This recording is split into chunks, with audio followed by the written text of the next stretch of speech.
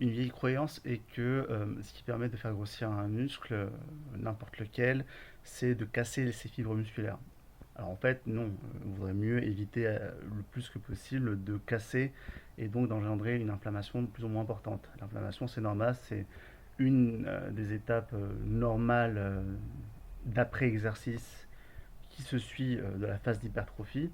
Et en fait, ce qui réellement contribue à la croissance musculaire, ce n'est pas est-ce qu'il y a eu cassage et donc inflammation. L'inflammation, ça résout un problème, ça résout quelque chose de structurellement qui ne va pas, que ce soit un virus, que ce soit, ou alors juste un processus normal, comme dans la digestion des aliments, euh, ou bien juste l'après-exercice d'une zone à haute intensité, comme sur n'importe quel exercice de musculation avec des gros poids.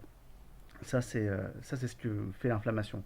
Ensuite, après l'inflammation, on a donc la phase de adaptation, parce que selon si on s'est bien pris, selon si on lui a envoyé le bon signal, c'est-à-dire grosso modo des basses reps, entre 4 et 8 répétitions, peu importe le muscle, et des charges lourdes en conséquence, avec une ou deux répétitions en réserve de l'échec, et bien avec ce cocktail-là qui est donc sur le papier du moins le bon signal à lui envoyer, on réduit au maximum cette phase d'inflammation et on passe plus de temps, on met plus de ressources dans cette phase de récupération et d'adaptation à créer de nouvelles fibres musculaires beaucoup plus intéressantes pour que à la prochaine séance, au prochain effort du même type, avec la même intensité, on ait des adaptations appropriées pour faire le même effort, voire plus que cet effort-là.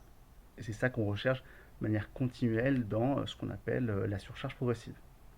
Donc je répète, on tape dans un muscle avec le bon cocktail qui est base répétition, 4 à 8 répétitions, avec une ou deux répétitions en réserve par rapport à l'échec musculaire, donc avec des poids lourds. S'ensuit une phase d'inflammation totalement normale. S'ensuit ensuite une phase d'adaptation qui va contribuer à ce que le muscle soit plus gros. Alors ça ne sera pas un centimètre de tour de bras en une séance en un signal, mais quelques micromillimètres, quelques micromètres en plus peut-être. Voilà.